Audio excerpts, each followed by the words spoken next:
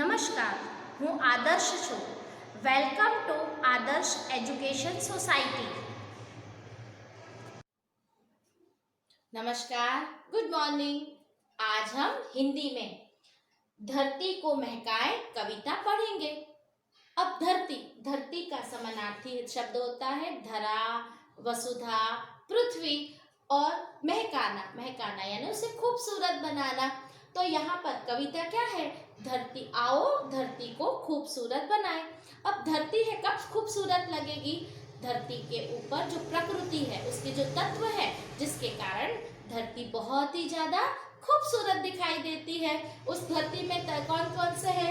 जैसे पेड़ है, नदी है, दीपक है, फूल है.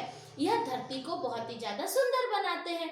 अब प्रकृति के तत्व है, तो प्रकृति के कितने तत्व हैं? तो प्रकृति के 5 तत्व है, जिसमें जैसे धरती, धरती यानी पृथ्वी भी कह सकते हैं हम उसको. तो पृथ्वी, जल, वायु, आकाश और अग्नि, यह पृथ्वी के 5 तत्व है. इन 5 तत्वों में के कारण ही हमारा जीवन संभव हो सकता है. इन्हीं 5 तत्वों में कि आज उन तत्वों के साथ साथ और भी ऐसे तत्व हैं जो प्रकृति में पाए जाते हैं. अब जैसे कि तारे हैं. तारे दिन में निकलते हैं नहीं ना, तारे रात में निकलते हैं और रात में, अंधकार भरी रात में टिमटिमाते रहते हैं और लोगों को रोशनी देते हैं. फिर सूरज है, तो सूरज क्या करता है? अंधकार को दूर करता है. सवेरे जब आप सूर्योदय होता है तो रात का अंधकार पूरी तरह से गायब हो जाता है और चारों तरफ प्रकाश ही प्रकाश फैल जाता है. फिर है ये पेड़. तो पेड़ क्या करते हैं? तो पेड़ हमें छाया देते हैं, पेड़ हमें फल देते हैं, पेड़ हमें औषधीय देते हैं. ये सारे के सारे पेड़ों से हमें प्राप्त होता है. फिर नदी है, तो नदी है तो नदी का पानी हम पीते हैं. नदी जब बहती रहती है तो उससे खेतों की सिंचाई होती है, फसल अच्छी होती है. और नदियों से पानी भरा नदियों में यदि पानी भरा रहता तो लोगों को पानी की कभी भी पानी पीने की कभी कमी नहीं आएगी.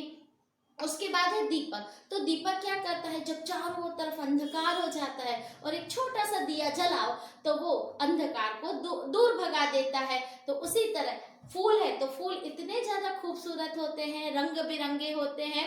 फूलों को देखकर अपने आप ही उदास चेहरे पर भी मुस्कुराहट आने लगती है. तो ये सारे के सारे जो तत्व है क्या है? प्रकृति के परोपकारी है. परोपकारी मतलब दूसरों पर उपकार करने वाले, बदले में वो हमसे कभी भी कुछ नहीं मांगते हैं.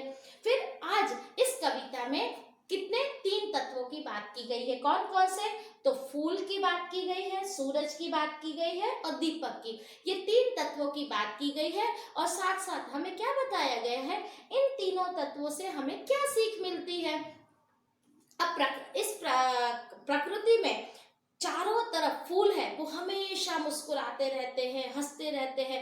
जब भी कोई उदास होता है और यदि उदास चलता चलता वो किसी बगीचे में जाता है और सुंदर से फूलों को देखता है तो उसके फूलों की सुंदरता को देखकर उसके चेहरे पर मुस्कुराहट आ जाती है. उसी तरह सूर्य का प्रकाश है, लोगों के चारों तरफ फैल जाता है तो पूरे अंधेरे को दूर कर देता है. और जैसे ही सूर्योदय होता है तो सब के सब अपना कार्य करना शुरू कर देते हैं. उसी तरह जो दीपक है वो खुद जल जाता है पर लोगों को रोशनी देता है और अंधकार को दूर भगाता है.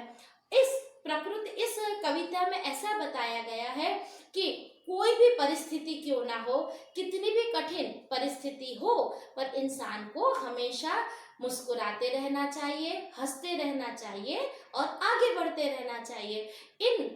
इस कविता में दीपक के द्वारा, सूरज के द्वारा और फूल के द्वारा हमें यही सीख दी जा रही है. अब बच्चों हम इस कविता का गान करते हैं. बगिया के फूलों को देखो कैसे खुश खुश रहते हैं. बगिया के फूलों को देखो कैसे खुश खुश रहते हैं.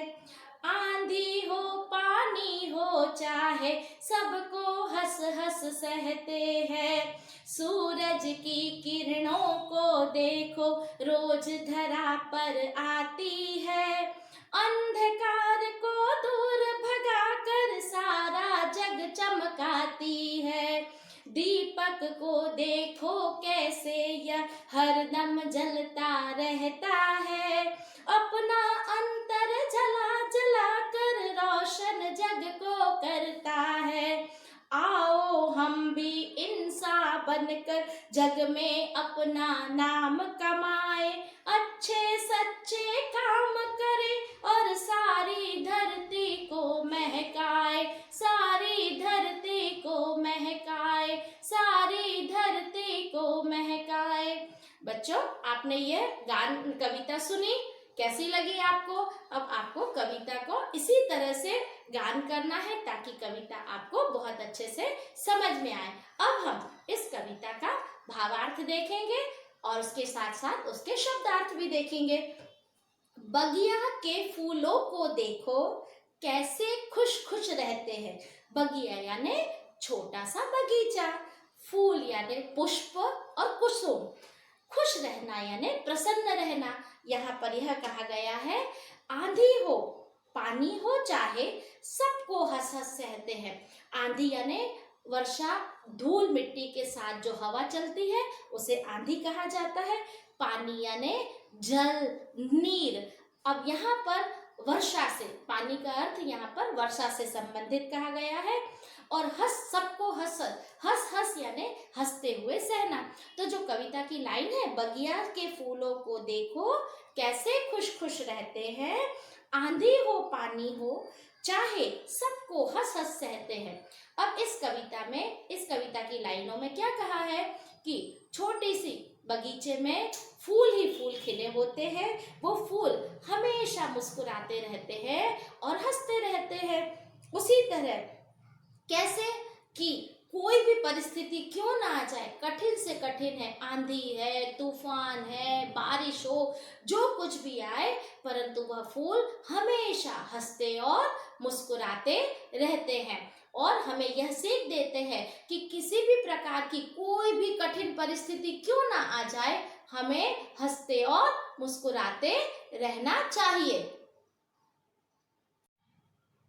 अब हम सबसे पहले शब्दार्थ देख लेते हैं, उसके बाद हम कविता समझेंगे तो हमें ज्यादा अच्छे से समझ में आएगी। जैसे बगिया, बगिया यानी छोटा बगीचा, फूल तो फूल यानी कुसुम और पुष्प, पानी तो पानी यानी जल और नीर। उसके बाद अंधकार, अंधकार यानी अंधेरा, जग यानी दुनिया और संसार भी कह सकते हो, दीपक यानी चिराग, हरदम यानी हमेशा, इंसान यानी इंसान, रोशन करना यानी उजाला करना, अंतर यानी मन। अब हम कविता को पढ़ेंगे, पढ़ते पढ़ते उसके भावार्थ को समझेंगे। अब जैसे बगिया के फूलों को देखो कैसे खुश खुश रहते हैं, आंधी हो पानी हो चाहे सबको हंस हंस सहते हैं। अब इन लाइनों में कवि ने क्या कहा है कि बगीचा, छोटे से बगीचे में जो फूल खिले रहते हैं, उन फूलों को देखो तो वह कितने ज्यादा प्रसन्न है। चाहे आंधी आते हैं, तूफान होता है, बारिश आती है, कुछ भी हो, वो हर एक परिस्थिति में हमेशा मुस्कुराते ही रहते हैं और हमें सीख देते हैं कि आप भी कोई भी परिस्थिति हो, कितनी भी कठिन परिस्थिति क्यों ना हो, हमेशा मुस्कुराते रहिए। उसके बाद हम दूसरी लाइनों का देखेंगे। सूरज की किरणों को देखो रोज धरा पर आती है, अंधकार को दूर भगाकर सारा जग में चमकाती है। अब सूरज, सूरज यानी तो आप सभी जानते हो, सूरज यानी रवि, भास्कर और सूर्य कहते हैं। उसकी किरणें आप देखते हैं कि रात अंधेरा हो जाता है, अंधेरा होने के बाद जैसे ही सूर्योदय होता है तो सूर्य की किरणें धरती पे चारों ओर फैल जाती है, अर्थात अपनी रोशनी बिखेर देती है और वो धरा यानी रोज ही पृथ्वी पर आती है। आपने देखा ना, दिन और रात होते हैं, रात हो जाती है तो चारों तरफ अंधेरा छा जाता है और जैसे ही सूर्योदय होता है तो चारों तरफ रोशनी फैल जाती है। तो कवि क्या कहते हैं कि सूर्य की किरणें हैं वह रोज ही धरती पर आती है और जैसे ही सूर्य की किरणें सवेरे धरती पर आती है तो जिसके कारण अंधकार यानी चारों तरफ फैला हुआ अंधेरा है वो दूर हो जाता है, भाग जाता है और इस तरह पूरी दुनिया चमकने लगती है। तो सूरज हमें क्या सीख देता है कि कभी भी निराश मत हो, हमेशा आगे बढ़ते रहो और अपने कार्य में कितनी भी असफलता क्यों ना मिले, परंतु हमें एक दिन अवश्य ही सफल होना है। तो इसके लिए हमें क्या करना पड़ेगा? लगातार अभ्यास करते रहना पड़ेगा। उसके बाद की लाइन को देखते हैं। अब हम कौन सी लाइनें देखे रहे हैं? दीपक को देखो कैसे यह हरदम जलता रहता है, अपना अंतर जला जलाकर रोशन जग को करता है। अब यहाँ पर दीपक के बारे में बात की गई है। तो दीपक का समानार्थी शब्द हमने क्या देखा? चिराग है और दिया भी कहते हैं उसको। अब जैसे आपने देखा बहुत ज्यादा अंधेरा हो, कभी आपने देखा ना लाइट चली जाती है और आप दिया जलाते हो तो कितना अंधेरा होता है, और छोटा सा दिया जलाओ तो उस दिए की रोशनी चारों तरफ फैल जाती है। पर जब दिया खुद जलता है ना, तब कहीं जाकर चारों ओर प्रकाश फैलता है। तो यहाँ पर कवि क्या कहते हैं कि दीपक है वो कैसे अपने अंतर को हरदम जलता रहता है। हरदम यानी हमेशा दिया जलता रहता है, पर कैसे? अपने अंतर को जला जला कर वह पूरे संसार में पूरी दुनिया को रोशनी देता है। उसी तरह कवि कहना चाहते हैं कि जैसे दीपक खुद जलता है और खुद जल के कष्ट सहकर पूरे संसार को रोशनी कर देता है, उसी तरह मनुष्य को खुद कष्ट सहने चाहिए और दूसरों की मदद करनी चाहिए। उसके बाद है, आओ हम भी इंसान बनकर जग में अपना नाम कमाए, अच्छे सच्चे काम करें और सारी धरती को महकाएं। तो अब इन लाइनों में क्या कहते हैं? आओ हम भी इंसान यानी इंसान बन जाए, और जग यानी संसार में, विश्व में, दुनिया में चारों तरफ हम अपनी ख्याति फैलाएं। नाम कमाना यानी ख्याति फैलाना। अच्छे और सच्चे काम, हम अपनी ख्याति कैसे फैला सकते हैं पूरी दुनिया में? तो हम बहुत अच्छे काम करेंगे, सच्चे काम करेंगे, सच्चाई के रास्ते पर हम चलेंगे। अगर हम अच्छे काम करेंगे, सच्चाई के रास्ते पर चलेंगे और हम इंसान बन जाएंगे, एक दूसरों की मदद करेंगे, तो इस तरह हमारी पूरी धरती, सारी धरती मतलब पूरी धरती है, वो सुगंधित हो जाएगी। अब सुगंध मतलब धरती थोड़ी महकती है, परंतु ऊपर धरती के पर रहने वाले लोग जब सभी प्रसन्न रहेंगे तो वह अपने आप ही चारों तरफ उसकी खुशबू फैल जाएगी। आया ना बच्चों समझ में? Thank you for joining us.